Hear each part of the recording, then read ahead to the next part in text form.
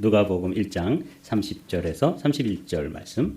생명을 잉태하는 사람들. 오늘은 마리아 편입니다. 네.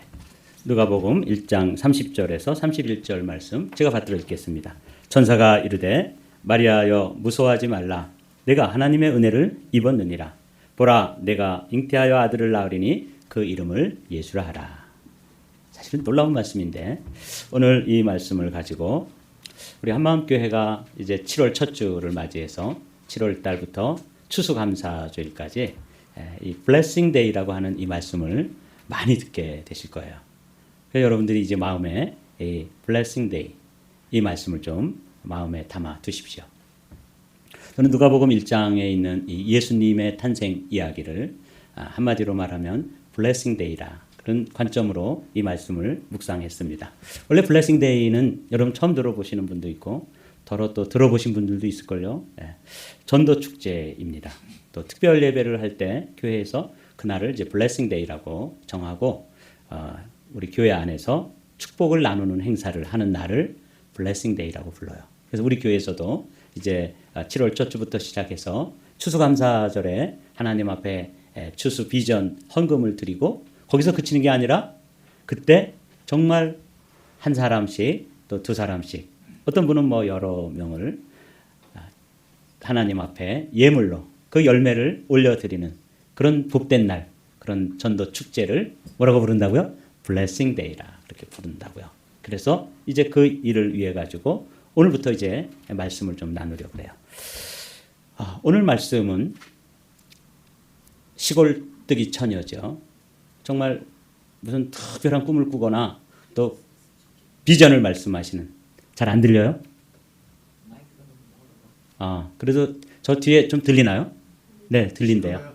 시끄러워. 네, 그래 좀 제가 크게 할게요. 네, 잘 귀담아 들으십시오. 네. 그 시골에 살던 나사렛이라고 하는 시골에 이제 결혼을 앞둔 시골 처녀가 한 명 살고 있었어요. 유대인들은 그 결혼 습관이 우리와 조금 다릅니다. 그들은 먼저 정혼을 합니다.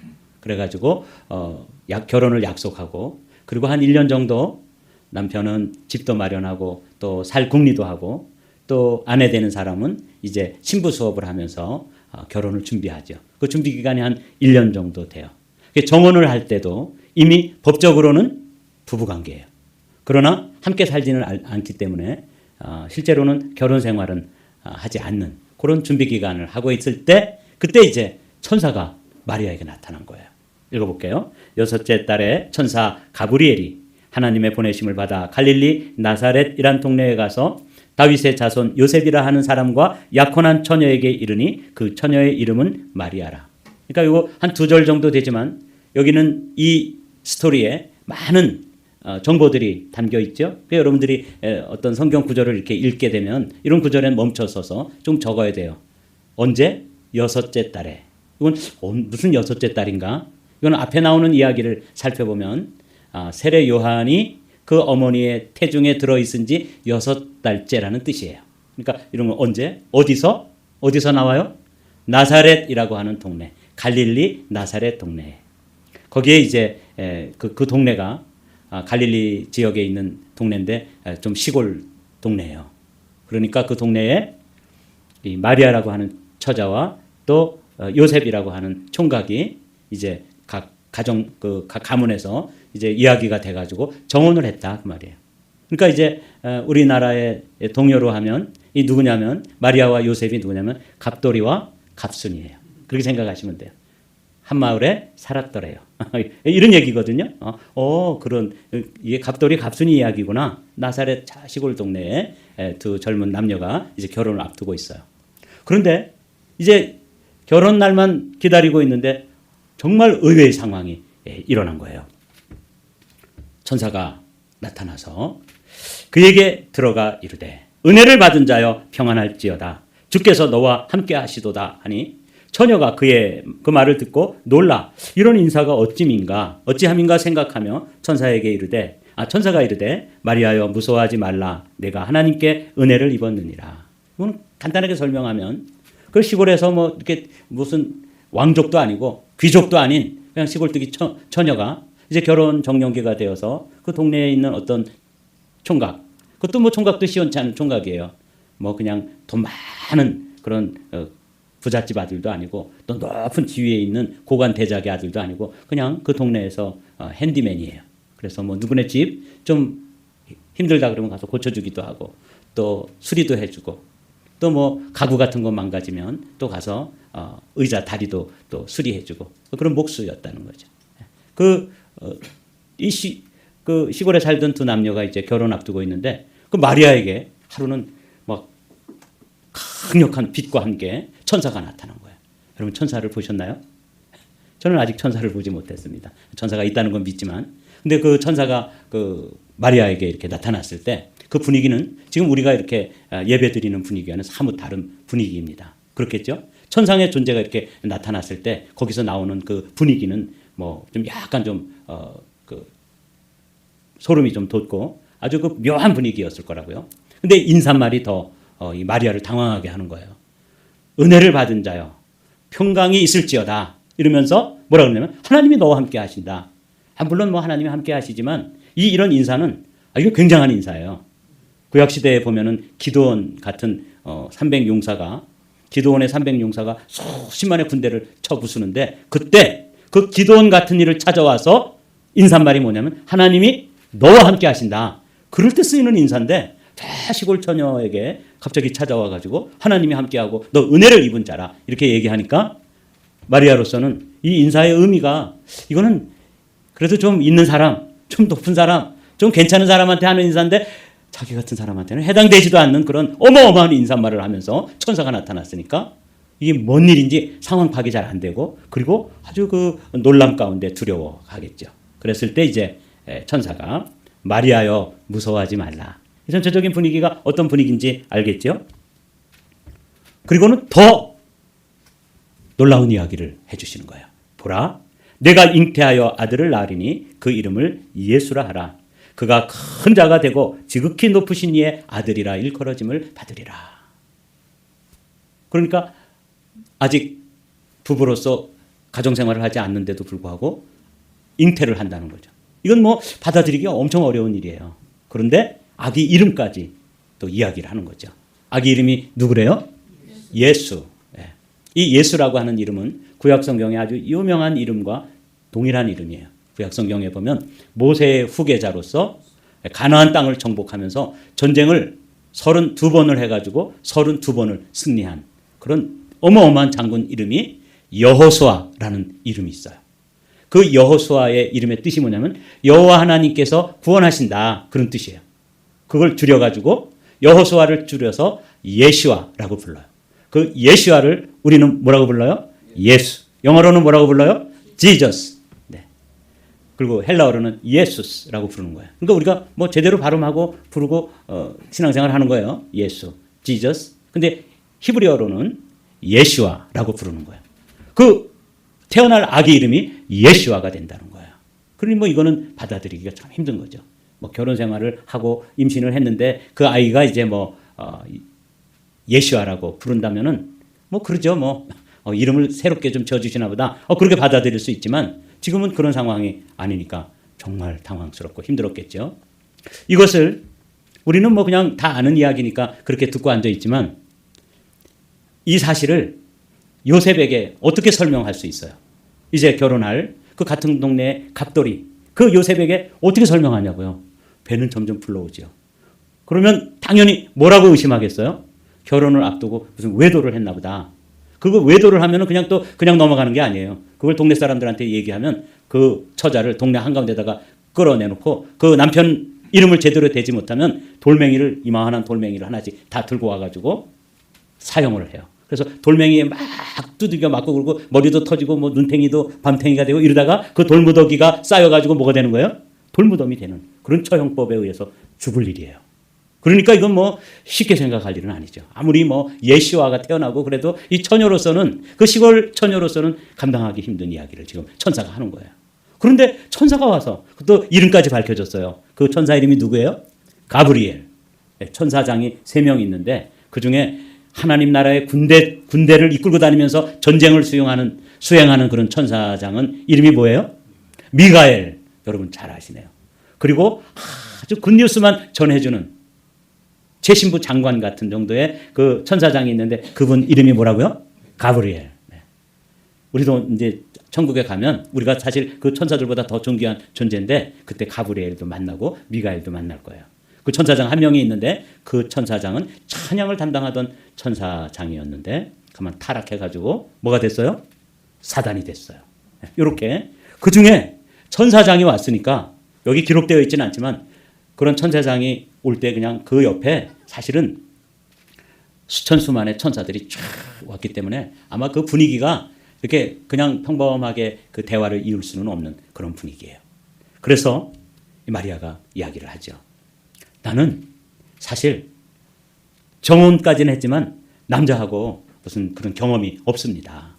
난 남자를 알지 못합니다. 옛날 개혁 성경에는 나는 사내를 알지 못하니 이렇게 돼 있어요.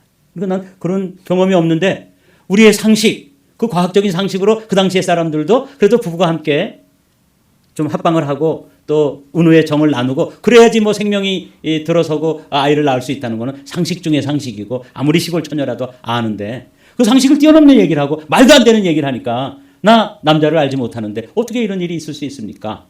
그랬더니 정말 우리 크리스틴 권사님이 이 감정이입을 잘 하시는 것 같아. 맞아요. 진짜 아이고예요. 이게 우리가 그냥 평범하게 들을 이야기가 아니라고요.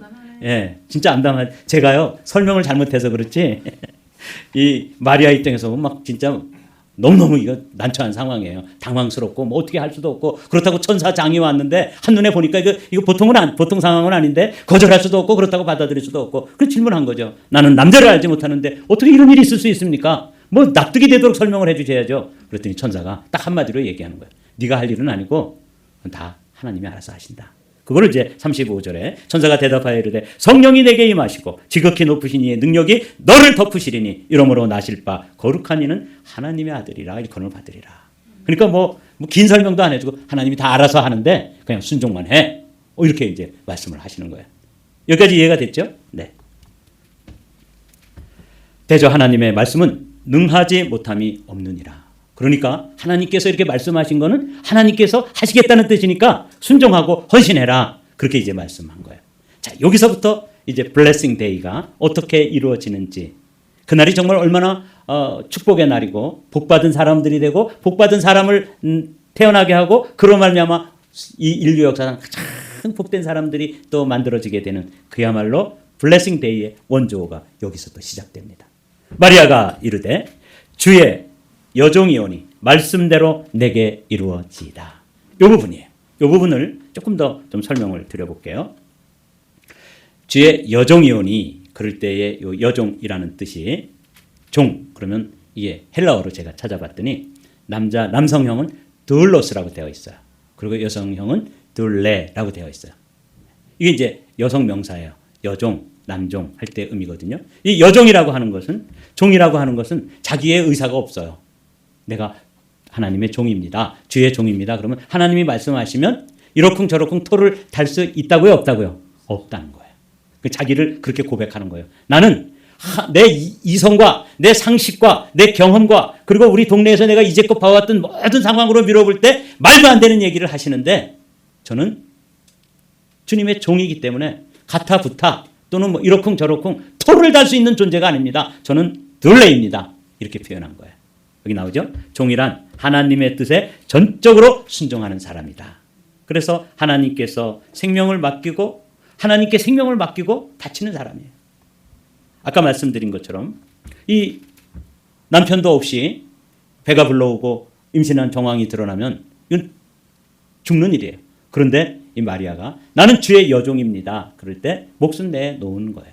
목숨까지도 내어놓고 그 말씀이 이루어지는 일에 자기가 헌신을 하겠습니다. 순종하겠습니다. 그렇게 이제 얘기를 하는 거죠. 근데 제가 이 여종이라는 이 말을 또 찾아보니까 뭐라고 되어 있냐면 그런 1차적인 둘레라고 하는 둘로스라고 하는 이 두 단어는 나는 내 의견을 주장할 수 있는 그런 사람이 아니고 나는 전적으로 말씀하시면 순종하겠습니다. 그런 위치에 있는 사람입니다. 나는 주의 여종입니다. 이런 뜻인데 두 번째 뜻이 더 의미가 있어요. 이거는 초대교회부터 그 학자들이 내가 주의 여종입니다라고 고백할 때 들어있는 뜻이 나는 주의 아기 주머니오니 그런 뜻이라는 거예요. 아기 주머니 알죠? 여기 여러분들이 다 아기를 낳았던 분들은 다 뭐예요? 아주머니. 네, 아주머니예요. 아주머니라는 뜻은 아기 주머니다 그런 뜻이에요. 아저씨는 무슨 뜻이겠어요? 씨를 네. 야했나? 네, 야할 거 하나도 없어요. 실제로 아저씨 그럴 때 씨를 저장하고 있는 아비 그런 뜻이에요. 그러니까 여기 있는 아저씨들은 다 씨가 있어야 돼. 씨 없는 수박도 있죠? 근데 여기 아저씨 그러면은 그 안에 seed가 들어있다는 거예요.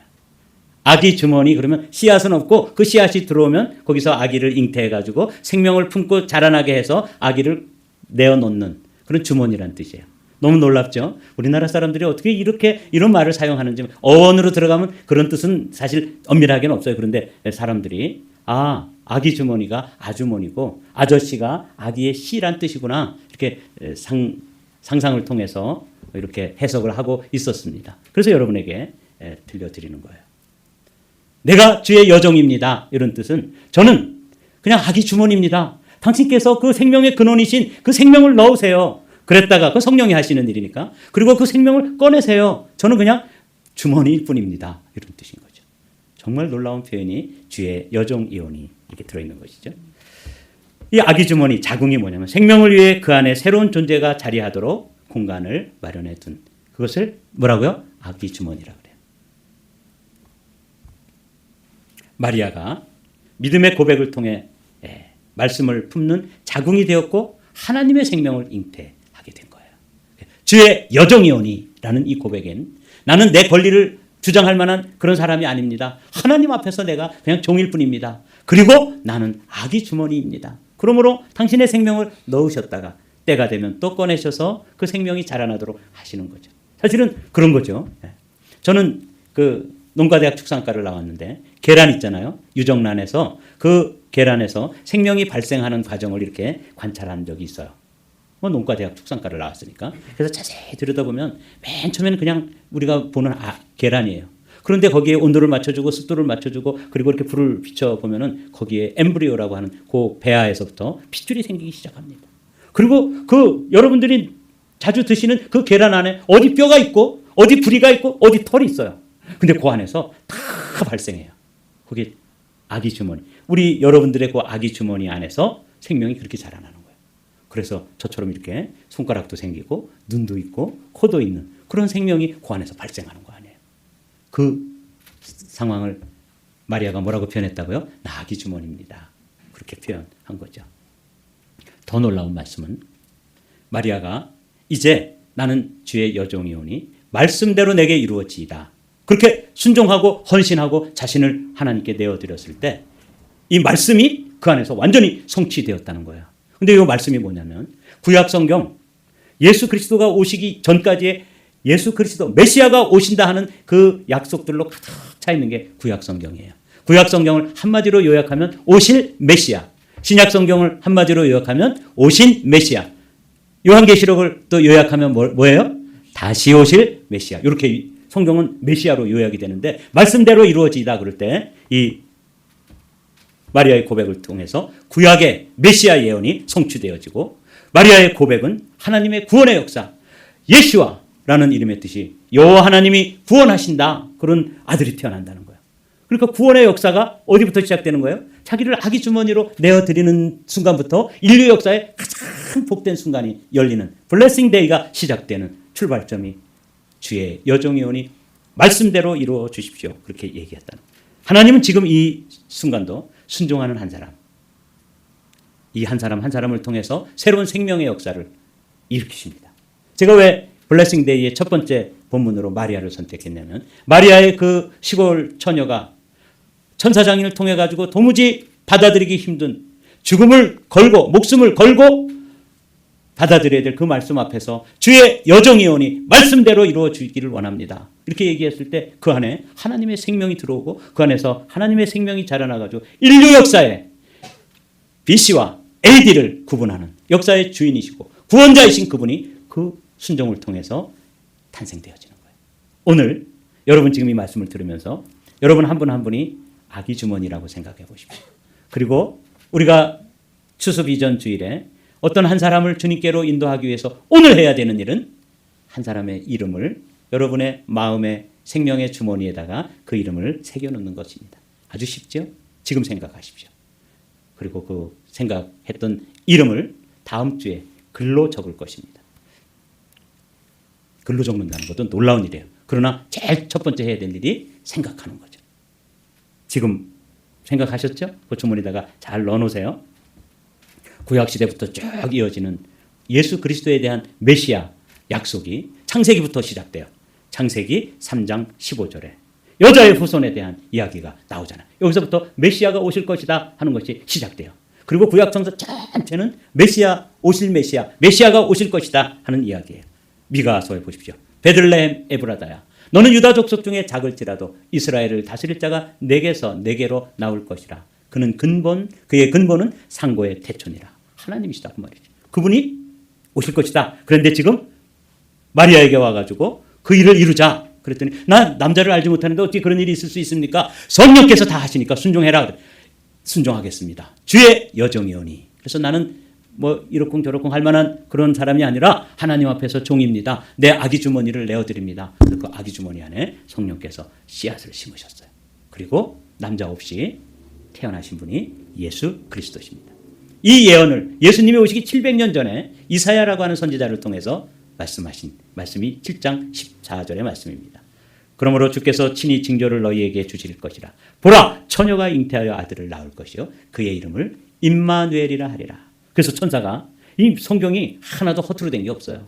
그래서 천사가 나타나서 은혜를 입은 자여 그러면서 하나님이 어떻게 하신다고요? 너와 함께 하시도다 이렇게 인사했잖아요.